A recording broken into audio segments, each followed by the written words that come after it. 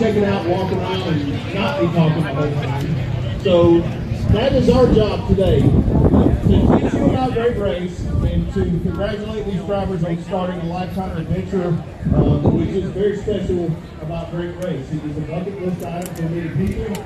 You will hear nearly half the field, rookies or second timers, fulfilling the list for themselves or for maybe a family member. So it's a pretty cool deal.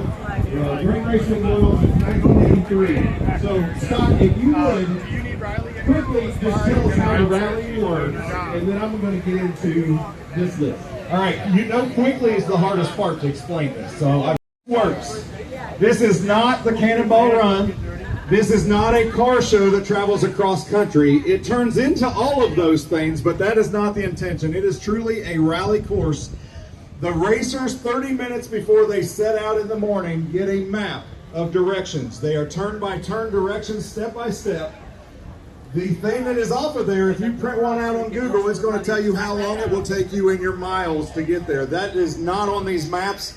If they follow the speed listed on the map and they go the speeds that they're supposed to for the distance that they're supposed to be, they turn at the right checkpoints, they will get to random checkpoints along the route at the exact second that the race designer designed that they would get there. So, how that works, you may think, well, you know, my wife and I travel across the country all the time. We get there, we beat the GPS by 3 minutes, we are good.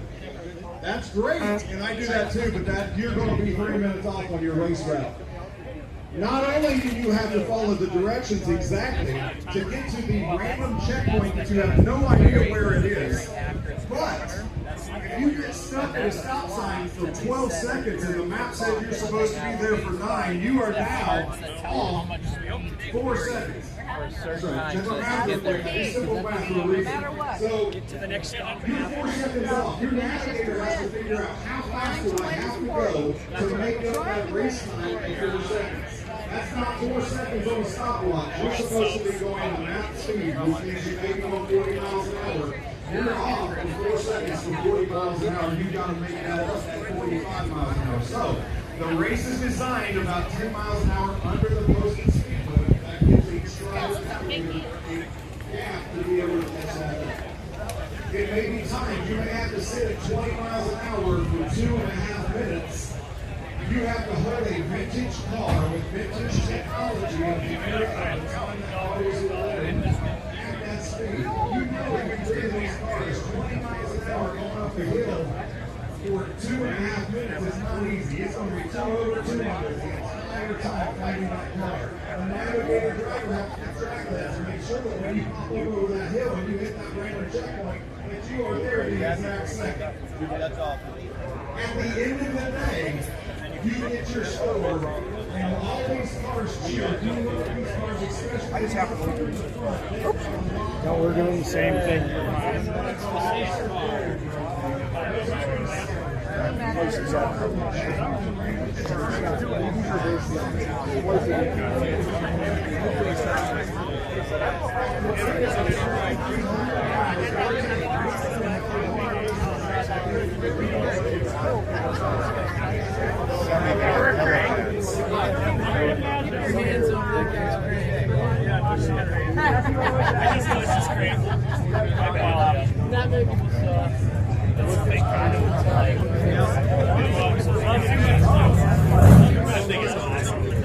Look at the guy, it's like perfect too, like the guy that drives it.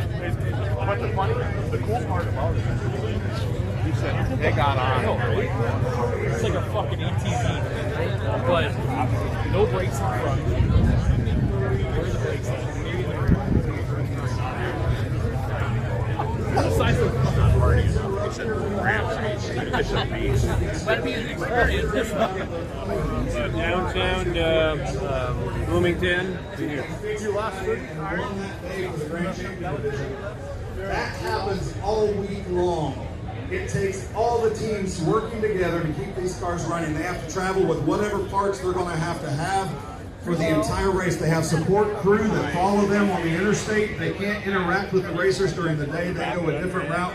But that whole thing has to work together to get the car, the navigator, and the driver to South Carolina at the end of this race come Sunday. at the speeds that they have to be there. So it is a huge undertaking. We have about 100 or so volunteers that help put this together. All of us take the time off from work and vacations to come support this thing. We love it. All of us at one time or another have been involved in it. Jason and the race directors work for Coker Tire. Jenny and I up here, we volunteer our summer to come and hang out with the race. By the way, in our blood. So if you see these people with these blue shirts on that say staff, they literally are volunteering to hang out with everybody. They set this stuff up every day. They tear it back down every night. We've got another crew that's already at the night stop that's already setting up and getting ready for us there. Jason and I get to jump in cars and have our own little road rally to get to the stops every time before the cars get there. But what we're going to do, and I'll let Jason read off the sponsors and give you some more information, but here in just a few minutes, we're going to start running these cars through. We will tell you the driver, navigator, and the car number, a little bit about the car that we can, but we're going to run 125 cars through, give or take, in 30-second increments. So it's going to go hot and fast. Watch your toes if you're standing near the cars when they start running. They'll start creeping up here. By the end, it's a little hot in the back. So some of these cars are going to start sweating more than the drivers and navigators. So watch your toes. They may be spitting some fluids out at you, and the car may be too. So just watch what you're doing. Jason, take it over. Absolutely. You have to understand this event is such an undertaking. Nearly 600 people all in between the competitors and the staff and the volunteers. It's absolutely critical that we have sponsorship here in 1950s all the way to Irmo, South Carolina, which is Lake Murray area of South Carolina, right there, right next to the county of Columbia. And 12 years ago, we had to please start your engines.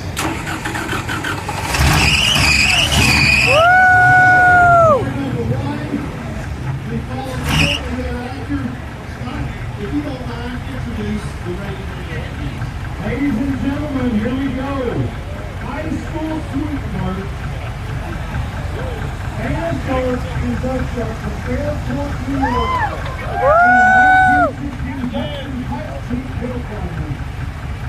Team Haggerty, grand champions last year, the reigning grand champion, 5 times. Ladies and gentlemen, let's get this thing going.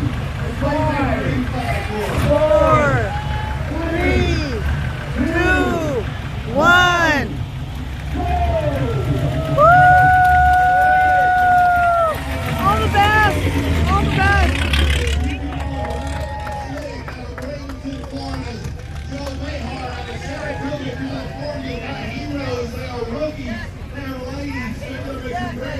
This weekend. I'm going to raise that car. We're going to count you down, Scott. 5, 4, 3, 2, 1. Have a wonderful, great race, girls. There they go. Oh my gosh. Gary Martin from Simpsonville, Kentucky's driving his beautiful, lovely wife, Jean Ann Martin from Simpsonville, Kentucky's navigating 1932 Ford 5 window coupe. Expert division. Jean is the winner of the Tom McRae Spirit of the Event Award. Longtime great racers for over 13 years. Corporately sponsored by Coker Tire. Beautiful Coker blue. Awesome team. These two kiss when they have a good day. So good luck, Gary. I hope you get your kiss this afternoon. I'll be waiting there hopefully to watch it. Thank you. On the count of 5, 4, 3, 2, 1. Woo! We got a lot of cars to get out here. We want to keep them on time. So you guys, when you hear the horn, that'll be your chance to go. So we're going to roll that thing out now. Team number 7, Brad Kaplan, Corona Del Mar, California. Another husband and wife team in a 1966 Ford Mustang. They are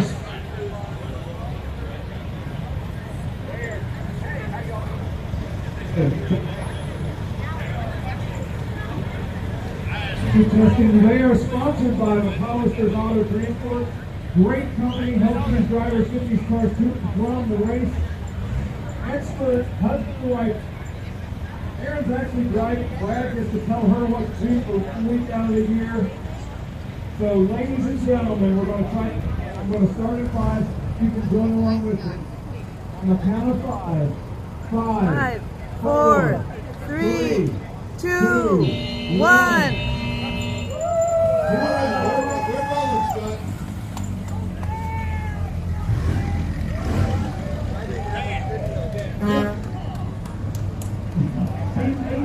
Rolling in here. 1916 Hudson Super 6 Series 8. Brad Phillips from Southbury, Maryland is driving this thing. Hopefully he's still driving. The installs in Grosse Pointe, Michigan is navigating. They are experts. This car previously campaigned by Dick Burdick, part of the Stalls racing team, racing experience up there in Michigan. Amazing team. Brad, how's it going to go this week? Whatever, we're starting here. Unbelievable. Always got there. Awesome. Brad is an amazing guy. These two, I'm not sure how things are going. Who knows? 5, 4,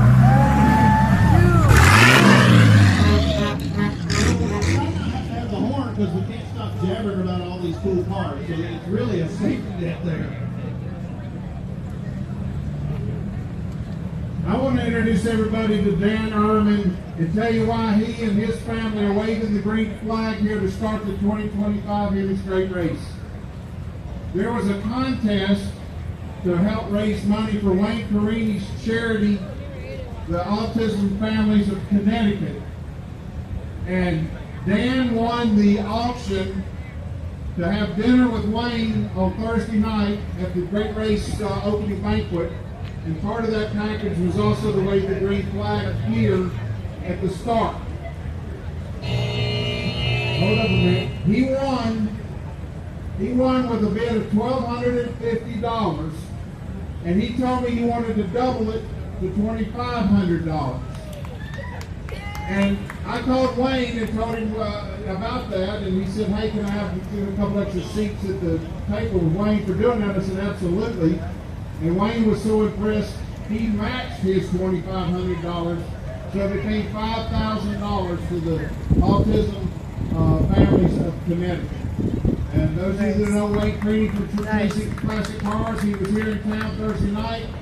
He has a daughter with autism, and it's just something that's really close to him, his heart, and his family's heart. And we're just glad that Dan stepped up to the plate on that. So thank you. Yeah. Thank you so much. Thank you so much. Wayne's a sweetheart, by the way. 1962 Corvette Brigade. We're back on track. Jamie and Brad Mangan out of Klamath Falls, Oregon, and their sweet little 1962 Corvette, sponsored by Corvette Central in Sawyer, Michigan. So they got a good sponsor if you're going to ride around in late first generation Corvette. Jamie and Brad, we've had a bunch of good races together. Let's see, what's that, 5, 6, 7? 1969